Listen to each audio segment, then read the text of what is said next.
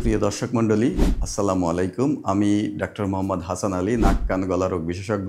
আমি আজকে নাকের একটা খুবই গুরুত্বপূর্ণ রোগ নিয়ে আলোচনা করব, যেটাকে আমাদের মেডিকেলের ভাষায় বলে অ্যাট্রপিক রাইনাইটিস, বা আমি যদি একেবারেই সাধারণভাবে বলি এটাকে নাকের ক্ষয়রোগ বলে। আমরা এটাকে অ্যাট্রপিক রাইনাইটিস বা নাকের ক্ষয়রোগ এই জন্যই বলছি, এই রোগ হলে নাকের ভিতর আমাদের যে স্ট্রাকচারগুলো আছে, নাকের ভিতর শ্লেষ্মা ঝিল্লি বা নাকের ভিতর যে কোষগুলো আছে বা নাকের ভিতর যে বোনস বা হাড়গুলো আছে বা দুই পাশে যে মাংস থাকে, এই মাংসগুলো ধীরে ধীরে শুকিয়ে যায়। এই শুকিয়ে যাওয়ার কারণ হলো আমাদের এই যে শ্লেষ্মা ঝিল্লি বা নাকের ভিতর হাড় বা নাকের ভিতর আপনার যে মাংস আছে, এই মাংসতে যে রক্তনালীগুলো থাকে, ছোট ছোট রক্তনালী, এই রক্তনালীগুলো প্রদাহজনিত কারণে বন্ধ হয়ে যায়, যেটাকে মেডিকেলের ভাষায় এন্ড আর্টারাইটিস বলে। এই প্রদাহজনিত কারণে যখন রক্তনালী বন্ধ হয়ে যায়, ফলে ওই শ্লেষ্মা ঝিল্লি, ওই মাংস বা ওই হাড় ঠিকমতো নিউট্রিশনাল সাপ্লাইটা ঠিকমতো পায় না, ফলে ধীরে ধীরে এই মাংসগুলো চুপসে যায় বা শুকিয়ে যায়। এবং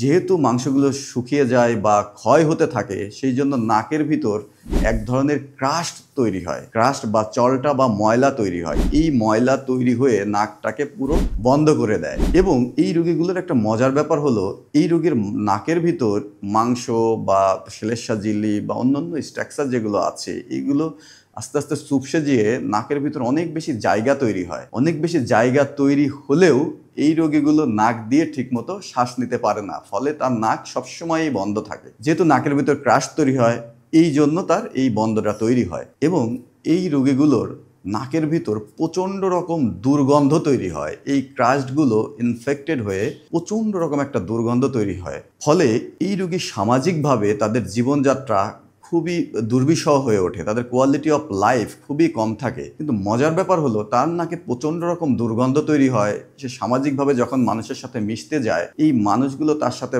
ঠিকমতো মিশতে চায় না, কেননা তার নাক দিয়ে দুর্গন্ধ আসে। কিন্তু সে নিজে কিন্তু এই গন্ধটা তেমন টের পায় না। তার নিজে যে গন্ধ টের পায় না, তার পিছনে কারণ হলো আমাদের নাকের ভিতর যে শ্লেষ্মাগুলো বা যে নার্ভগুলো আমাদের ঘ্রাণ সংবেদনশীলতার জন্য দায়ী, এই অ্যাট্রপিক রাইনাইটিসে এই নার্ভগুলোও বা এই স্নায়ুগুলোও ক্ষতিগ্রস্ত হয়। বা যে শ্লেষ্মা ঝিল্লিগুলো আমাদের নাকের একেবারে উপরের দিকে যে শ্লেষ্মা ঝিল্লিগুলো আছে, এই শ্লেষ্মা ঝিল্লিগুলো বেসিক্যালি আমাদের ঘ্রাণ সংবেদনশীলতার জন্য দায়ী। যেহেতু এই রোগে এই শ্লেষ্মা ঝিল্লি বা এই নার্ভও আক্রান্ত হয়, ফলে এই রোগী তার নিজের ঘ্রাণ সংবেদনশীলতা থাকে না, ফলে তার নাকে যে প্রচণ্ড রকম দুর্গন্ধ হয়, সে নিজেও এটা টের পায় না।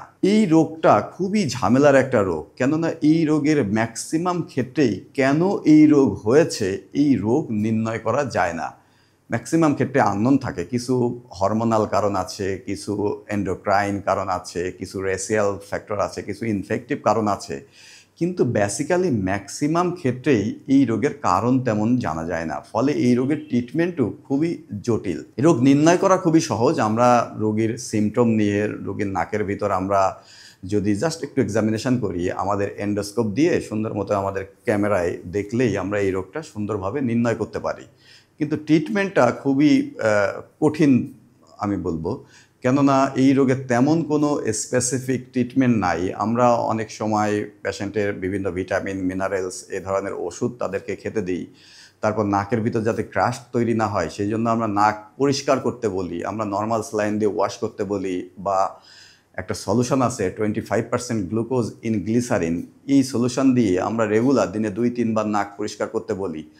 তারপরে অনেক সময় আমরা এই রোগীগুলোকে কিছু সার্জিক্যাল ট্রিটমেন্টের কথাও বলি। যেহেতু তার নাকের জায়গা অনেক বেড়ে গেছে, সেই জন্য আমরা নাকের ভিতর যে মাংস আছে, ইনফিরিয়র টার্বিনেট আছে, এই ইনফিরিয়র টার্বিনেটের ভিতরে আমরা অনেক সময় ফ্যাট বা অন্য কোনো জিনিস দিই, অনেক সময় হাড়ও দিই বা তরুণাস্তিও দিয়ে আমরা জায়গাটা বৃদ্ধি করি। আবার আমরা কিছু ইনজেকশনের মাধ্যমে ট্রিটমেন্ট করি। আমরা কিছুদিন আগেও আমরা হিউম্যান প্লাসেন্টাল এক্সট্রাক্ট নামে একটা ইনজেকশন আছে, এই ইনজেকশনটা আমরা বড় লম্বা সিরিঞ্জের মাধ্যমে, বড় নিডেলের মাধ্যমে আমরা নাকের যে সমস্ত মিউকোজা বা নাকের যে সমস্ত মাংস বা হাড় ক্ষতিগ্রস্ত হয়েছে, আমরা এই হিউম্যান প্লাসেন্টাল এক্সট্রাক্ট এই মিউকোজার ভিতর আমরা ইন্ট্রালেশনাল এই ইনজেকশনটা দিয়ে থাকি। এর রেজাল্টও কিন্তু তেমন স্যাটিসফ্যাক্টরি না। আমরা 3টা 5টা 7টা ইনজেকশন দিতে হয় এবং এই ইনজেকশন দিতে গেলে আমাদের রোগীদেরকে মোটামুটি একটা খরচের ভিতর দিয়ে যেতে হয়। কিন্তু আজ আমি আপনাদের এই অ্যাট্রপিক রাইনাইটিসের খুবই একটা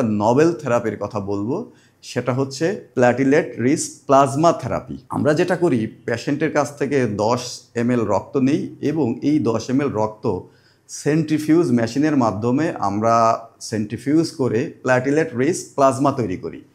এই প্ল্যাটিলেট রিচ প্লাজমার বৈশিষ্ট্য হলো এখানে প্রচুর পরিমাণে গ্রোথ ফ্যাক্টর থাকে, বিশেষ করে platelet derived growth factor, vascular endothelial growth factor, epidermal growth factor, fibroblast growth factor, transforming growth factor alpha, transforming growth factor beta, এই টাইপের প্রচুর পরিমাণে গ্রোথ ফ্যাক্টর থাকে। এই গ্রোথ ফ্যাক্টর কাজ হচ্ছে নাকের ভিতর যে কোষগুলো বা যে শ্লেষ্মা ঝিল্লিগুলো ক্ষতিগ্রস্ত হয়েছে এইগুলো রিজেনারেশন বা রিজুভেনেশনে প্রচণ্ড রকম সহায়তা করে। যে রক্তনালীগুলো ক্ষতিগ্রস্ত হয়েছে নতুনভাবে নিও অ্যানজিওজেনেসিস করে, ফলে নতুন নতুন রক্তনালী তৈরি হয় এবং পেশেন্ট খুব দ্রুত রিকভারি করতে থাকে। এবং এই পিআরপির ভিতর প্রচুর পরিমাণে সাইটোকাইন্স থাকে, ফলে এই সাইটোকাইন্সগুলো নাকের ভিতর যে প্রদাহ আছে বা ইনফ্ল্যামেশন আছে এই ইনফ্ল্যামেশনকে নিরাময় করে।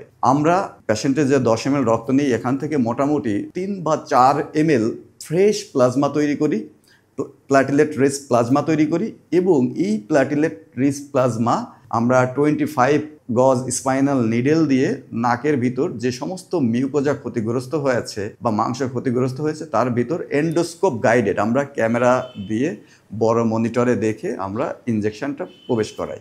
এতে করে পেশেন্ট কিন্তু তেমন কোনো অস্বস্তি বা ব্যথা পায় না। মোটামুটি 3টা ইনজেকশন 1 সপ্তাহ পর পর যদি আমাদের এই রোগীগুলো যারা প্রচণ্ড রকম কষ্টে ভুগছেন তাদেরকে দেওয়া যায়, তারা 3 সপ্তাহ পরেই এক্সিলেন্ট একটা ইমপ্রুভমেন্ট দেখতে পায়। এবং আমরা দেখতে পাই যে ম্যাক্সিমাম রোগী এই তিনটা ডোজ বা 3টা সাইকেল ইনজেকশন দিলে পরিপূর্ণ ভালো হয়ে যায়। এটা নিয়ে আমরা বর্তমানে গবেষণাও করছি। সেই গবেষণার রেজাল্ট আমরা তাদেরকে খুব দ্রুতই হয়তো জানাতে পারবো। এবং এ নিয়ে প্রচুর গবেষণা কিন্তু ইন্টারন্যাশনাল বিভিন্ন জার্নালে প্রকাশিত হয়েছে। বিভিন্ন দেশে এই রোগ নিয়ে গবেষণা হয়েছে এবং তারা এক্সিলেন্ট রেজাল্ট পেয়েছে। বাংলাদেশে আমরা এই ইন্টারন্যাশনাল পিআরপি নিয়ে গবেষণা করছি।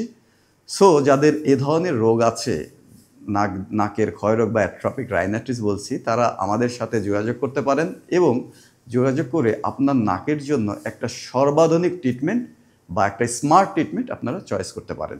সবাই ভালো থাকবেন। আসসালামু আলাইকুম।